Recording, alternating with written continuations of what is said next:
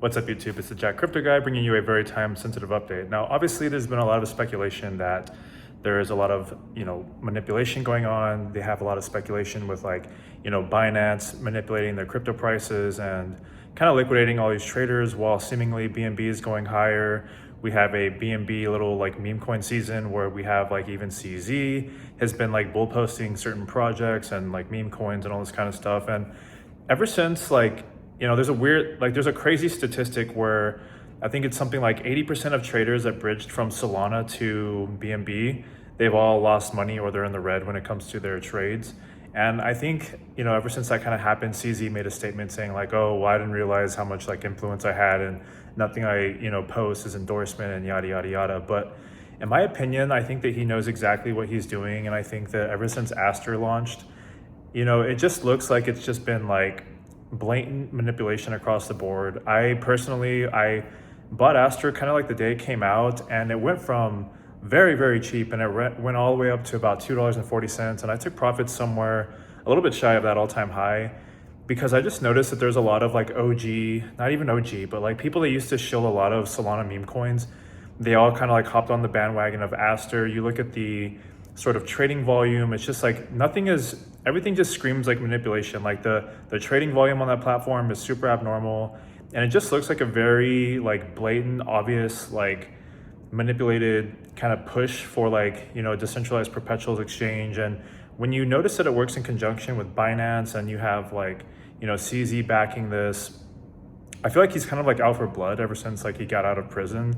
And there's a lot of speculation and people joking that he's about to go back. And it's really weird because I feel in a time where there's just there's never been more manipulation as far as the price targets of crypto go and the leverage traders and all that kind of stuff. Yes, obviously Bitcoin has gone from $15,000 to $126,000 at an all-time high, and we've had an incredible run.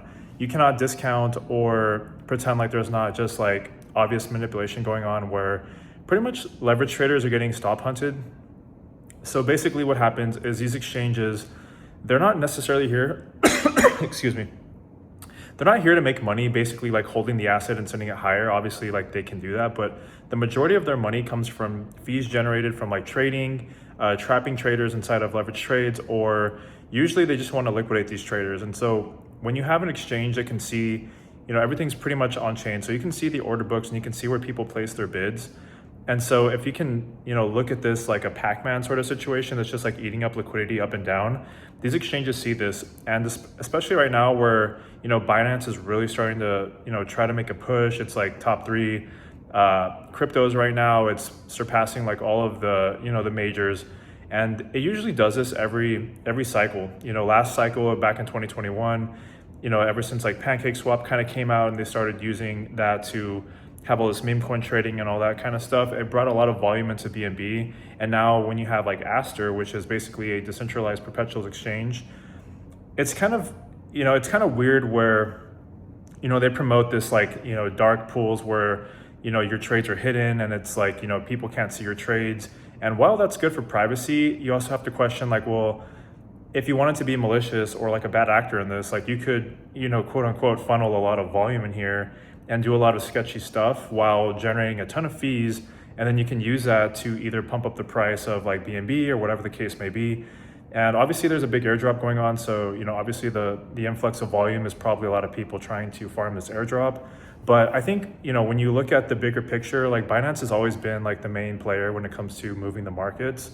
And they're just so powerful. They're not a regulated exchange any kind of onshore American exchanges.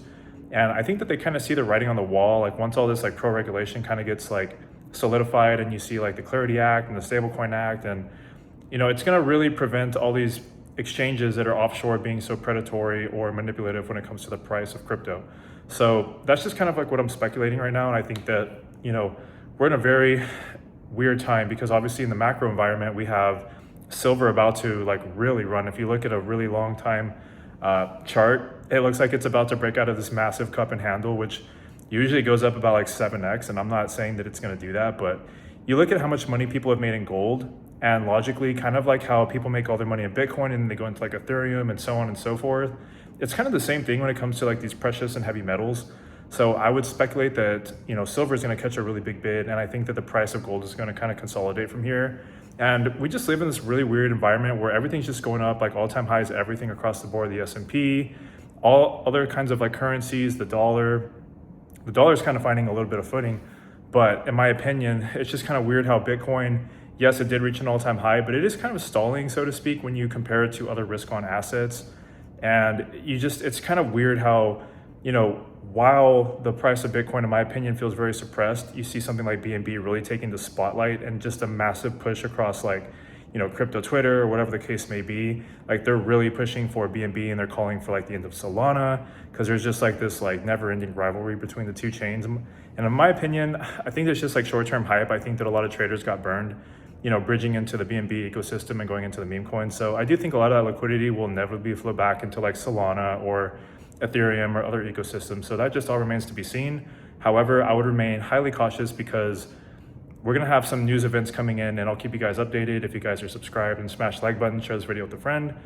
And again, if you have any questions, I'll continue to update you and let you know what I'm personally doing, as this is a very fast moving environment. So stay tuned.